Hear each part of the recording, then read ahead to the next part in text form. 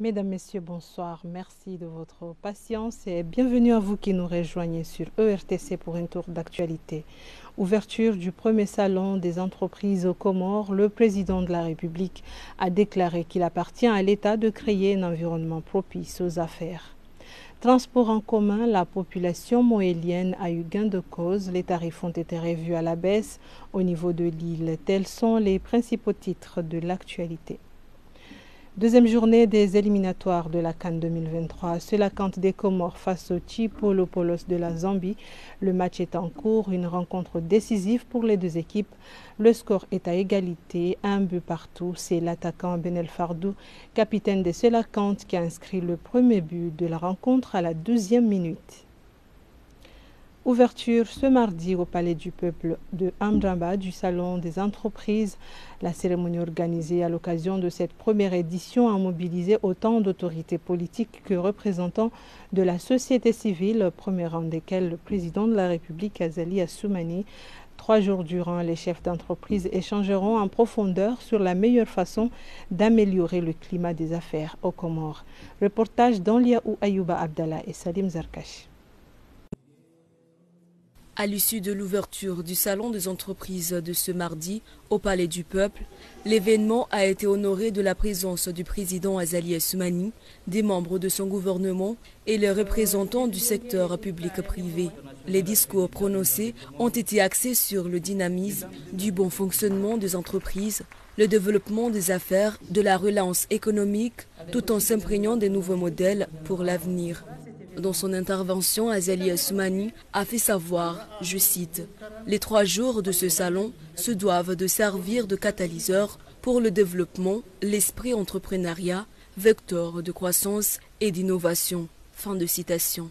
Les 3 journées d'échange que nous allons avoir doivent servir de catalyseur pour encourager le développement de l'esprit d'entreprendre, car l'entrepreneuriat nécessite un tel vecteur de croissance et d'innovation. Aux 4 coins de notre archipel, des hommes et des femmes, des jeunes surtout, veulent créer, innover et se lancer dans cette aventure. L'événement a été honoré de la présence de différents partenaires socio-économiques du pays, notamment l'Union européenne, qui s'engage à appuyer le projet de dialogue public-privé, un élément important pour le bon fonctionnement des entreprises.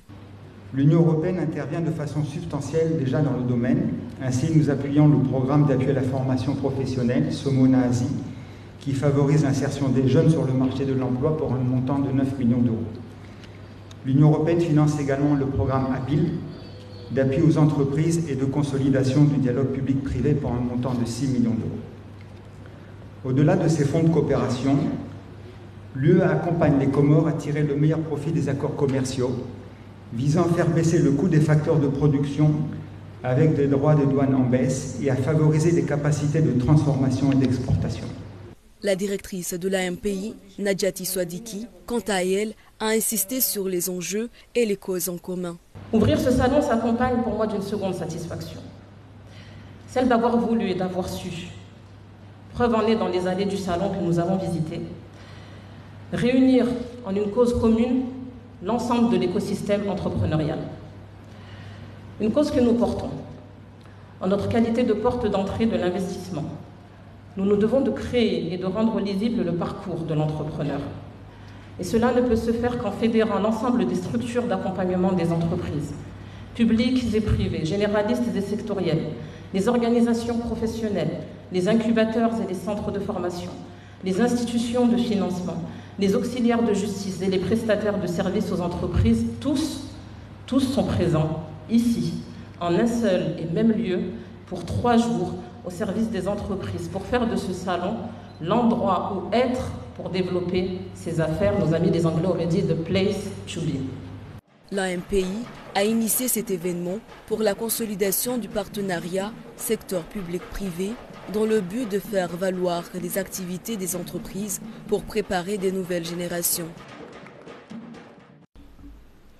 En marge de la cérémonie officielle, le public a eu droit à une visite guidée dans les différents stands. L'idée est de faire valoir le savoir-faire des Comoriens dans divers domaines d'activité génératrices de revenus.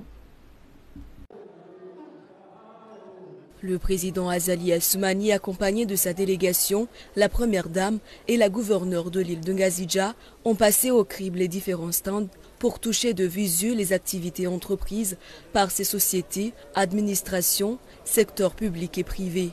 La participation de toutes ces entreprises permet de faire la promotion des activités génératrices de revenus du pays. Inciter par la même occasion tout un chacun d'entreprendre. Des jeunes entrepreneurs de vendre leurs produits, de faire la promotion des produits et pour que aussi les visiteurs puissent s'inspirer de ces modèles et pour qu'ils puissent aussi créer leurs propres entreprises. Que chacun se dise, surtout les jeunes d'aujourd'hui, que le fait de devenir fonctionnaire, ce n'est pas une finalité. Dans les stands, l'on observe de nombreux arts qui attirent un bon nombre de curieux. Des vêtements traditionnels, la gastronomie comorienne, ceux qui fabriquent des briques à l'aide de nouvelles technologies, les entreprises énergétiques, produits cosmétiques et le stand de la chaîne nationale ORTC. Le but, c'est de promouvoir et valoriser l'art et la culture comorienne tout en mettant l'accent sur le tourisme. L'Hôtel des Îles, nous avons plusieurs services, l'hébergement, la restauration et le bien-être. Le bien-être, c'est quoi? C'est le lait au coco comorien qu'on met beaucoup de produits pour masser les gens. Le Salon des entreprises a pour épine dorsale de renforcer l'image des entreprises à travers le monde et de donner des modèles qui permettront d'améliorer la croissance économique pour le pays. La Nuit des entreprises est une activité organisée dans la soirée de ce lundi par les organisateurs du Salon des entreprises. À la veille du lancement officiel de cette première édition, des entrepreneurs se sont retrouvés dans un hôtel de la place pour une prise de contact. Le président de la République a pris part à la rencontre. Reportage d'Anliaou Ayouba Abdallah et Salim Ben Abdillah Zarkash. Plusieurs entrepreneurs, chefs d'entreprise, membres de gouvernement, en présence du chef de l'État et de la première dame, ainsi que la gouverneure de l'île de Ngazidja, ont pris part à cette nuit des entreprises. C'était une opportunité pour les chefs des entreprises et organisateurs de présenter leurs activités pour éclairer l'opinion publique. Les discours prononcés ont mis l'accent sur l'importance et le rôle que doivent jouer les entreprises pour le développement d'un pays. C'était également l'occasion de remettre des attestations de mérite aux chefs des entreprises pour les performances réalisées. Autour de la thématique de l'entreprise, comment développer l'entreprise aux Comores, en particulier comment développer le secteur privé d'une manière générale. Et ça va durer jusqu'au jeudi. On est plutôt satisfait par cet événement organisé par l'Agence nationale de la promotion des investissements qui a su mobiliser le secteur privé, qui a su mobiliser beaucoup d'entreprises. C'est plutôt à ce stade une réussite en termes de mobilisation des acteurs qui sont concernés dans le monde économique.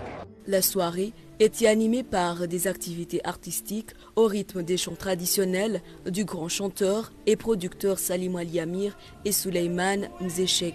Le slameur Rahim le parolier a lui aussi fait sa prestation et a ravivé le cœur des participants.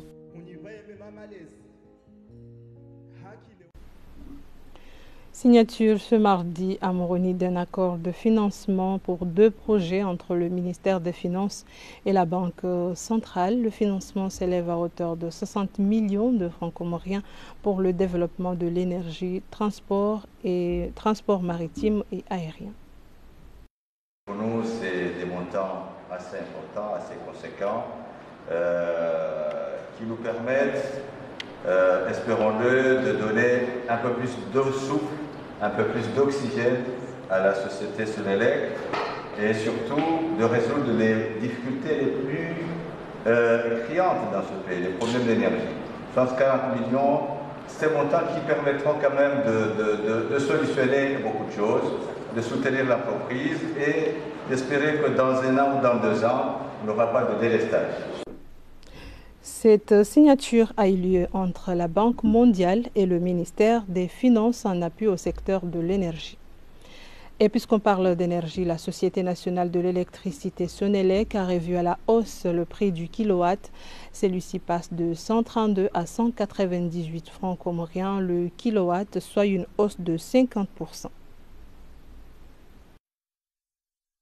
Le prix du kilowatt passe de 132 à 198 francs comoriens, soit une hausse de 50% des prix initiaux. Cela intervient une semaine après que le gouvernement a augmenté les prix des produits pétroliers. Une réaction en chaîne sur les hausses des prix a été constatée dans tous les secteurs, ce qui aggrave la situation de vie. Et jusqu'alors, aucune mesure d'accompagnement n'a été prise par les autorités. Malgré cette hausse de prix, depuis ce lundi 6 juin, aucun communiqué officiel n'a été publié.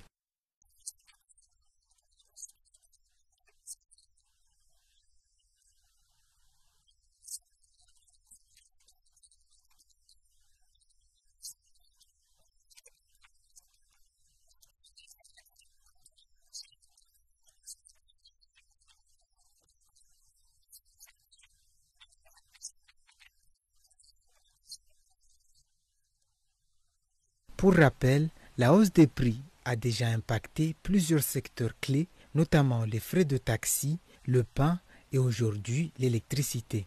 D'autres secteurs emboîteront à coup sûr le pas pour essayer de suivre les prix imposés par le gouvernement.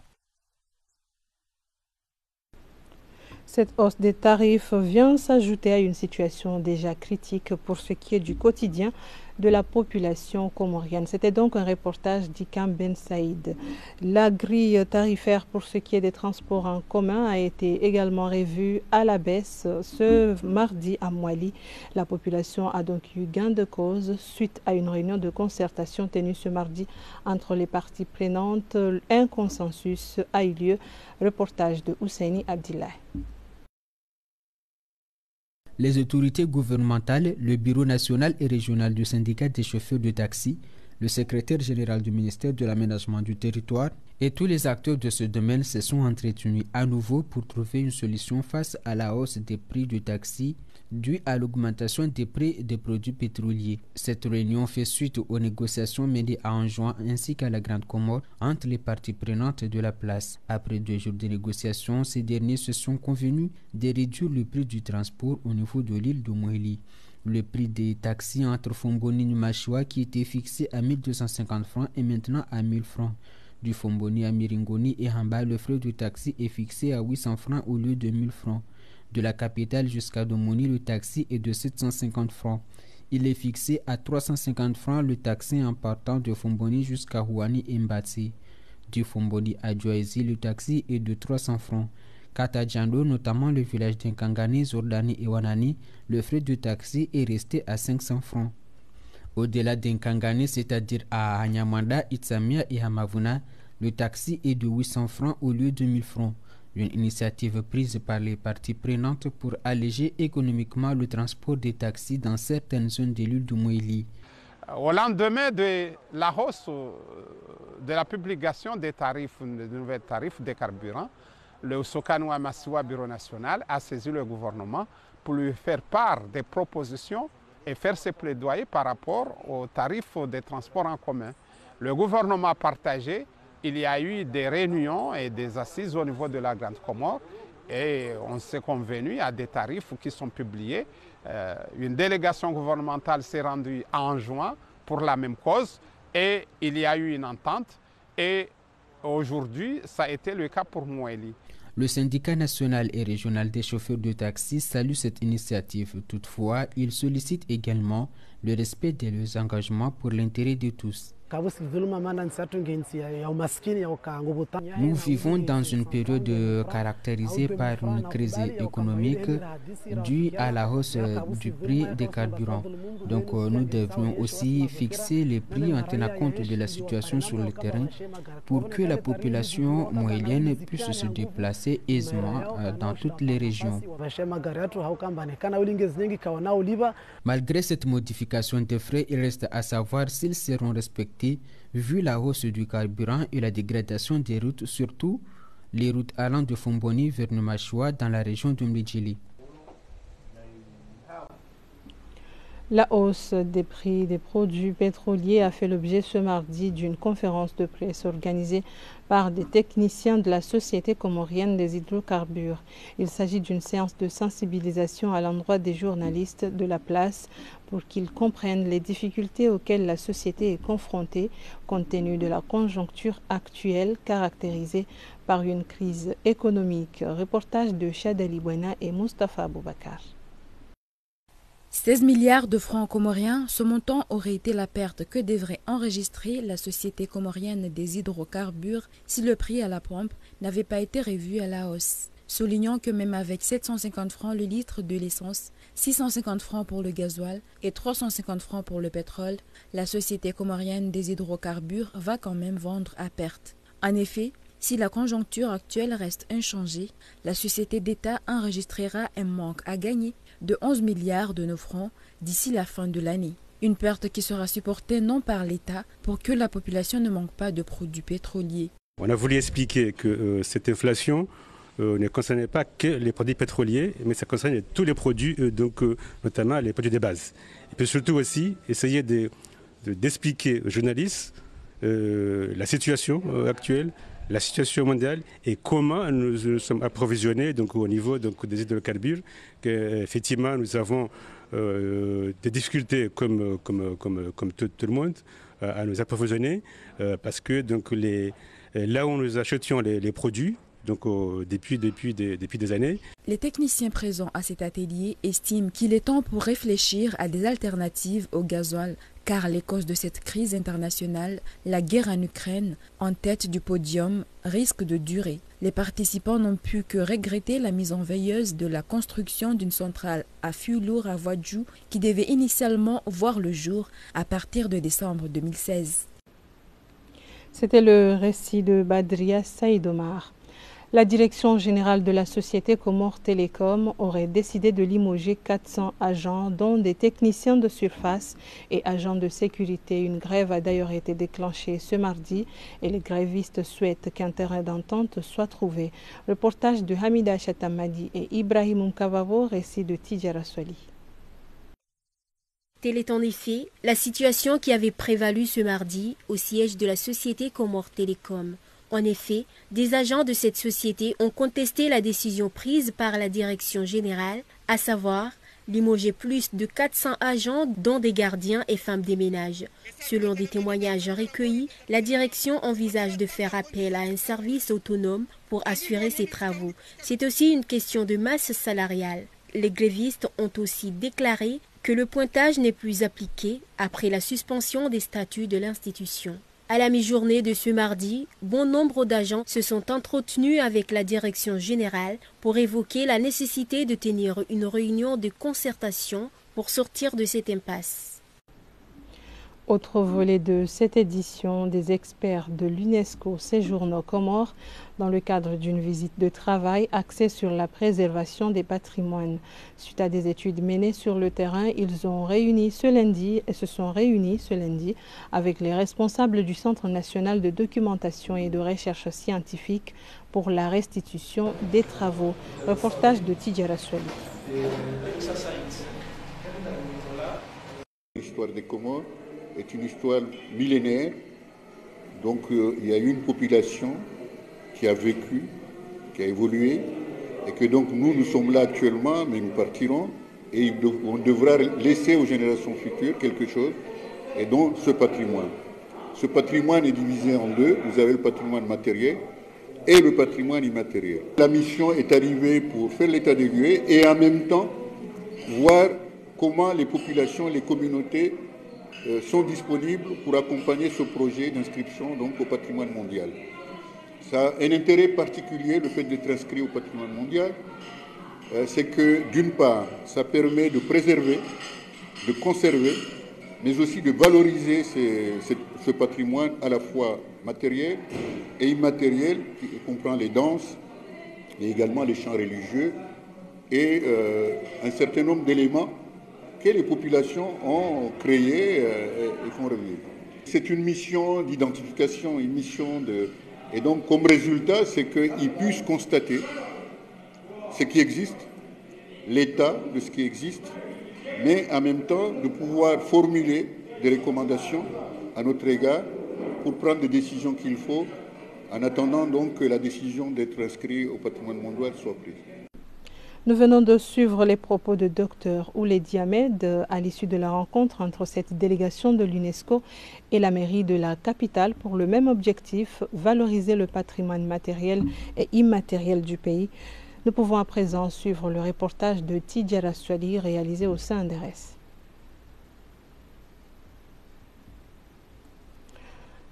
Un reportage que nous pouvons suivre dans nos prochaines éditions. Place au sport, les vétérans de la Fédération de football ont entamé une tournée dans les différents stades du pays pour des matchs amicaux pour promouvoir l'esprit sportif et le fair play. Ils se trouvent actuellement en Zouani pour une rencontre avec les vétérans de Moutsamoudou au stade de Hombo. Le score est de 1-0 en faveur des vétérans de Moutsamoudou. Reportage de Zahir Ahmed. Le fair play est plus important à n'importe quel prix, c'est la phrase retenue dans le discours du président de la Ligue de Nzouani Chamouali avant l'ouverture de ce match. Un match durant lequel les vétérans de Moutsamoudou sont tombés sur la cage adverse à un gardien solide qui se nomme Kensan. Dès la 15e minute du jeu, c'est les vétérans de la fédération qui se sont créés la première occasion nette. Leur numéro 5 n'a pas su concrétiser cette chance. Après cela, les rouges de Moutsamoudou dominent, enchaînent de multiples occasions en or, Troubi en premier, Farid, Habib, mais tout ça face au gardien de la fédération qui a su retarder l'échéance. 0-0 à la pause. Très difficile, on nous a dominé sur tous les comportements, mais on essaie de jouer en bloc et d'éliminer, de diminuer les dégâts. Ici, c'est vrai, tout à fait normal parce que déjà c'est un match amical et c'est un match fair play, donc on a voulu que tout le monde y participe. Donc on a pu parler un peu, donc on va rectifier un peu, donc ces deuxième mi-temps, on fera un bon match, Inch'Allah. Au retour des vestiaires, l'équipe de la fédération a procédé à 5 changements, des changements qui ont équilibré cette rencontre à la deuxième mi-temps à 50-50. Encore des occasions d'un camp à l'autre, mais les cages restent inviolées jusqu'à la 84e minute du jeu pour voir le défenseur de vétéran de Moutsamoudou accélère depuis la ligne médiane, dribble 2 joueurs, joue un 1-2 et réalise la finition parfaite. Cette fois-ci, 15 ans n'a rien pu faire sur cette action. Score final, 1-0. Il y a le fair play qui est là, donc c'est le plus important. Donc ça montre le jeu qui est là, ça montre que nous sommes des vétérans, on a joué, donc il y a le fair play qui est là, il y a le métier qui est là, donc l'ambiance est là, c'est une bonne ambiance. À savoir, la tournée des vétérans de la fédération continuera à Sima ce mercredi, puis finir le vendredi contre les vétérans d'Ouani au stade de Hombo. Sport également dans le cadre de la deuxième journée de la CAN 2000 pour les éliminatoires de la CAN 2023. Les Selakantes font face au Chipolopoulos ce soir à Lusaka. Le match est toujours en cours et les supporters des Selakantes des Comores qui suivent le match depuis Moroni sont en liesse dans les rues de la capitale. D'autres se sont réunis devant les grands écrans tenus dans les places publiques de Moroni pour suivre le match entre les Selakantes et les Chipolopoulos. Voilà, les images parlent d'elles-mêmes. Les supporters se sont mobilisés en masse. C'est la fin de cette édition. Le rappel des titres. Le premier salon des entreprises est une opportunité pour les entrepreneurs de constituer des réseautages avec des rencontres B2B pour un épanouissement économique du pays. Transport en commun, la population moélienne a eu gain de cause. Les tarifs ont été revus à la baisse au niveau de l'île ce mardi. Et c'est bel et bien la fin de cette édition. Merci de votre fidélité. Retrouvons-nous pour une nouvelle édition demain à la même heure sur ORTC.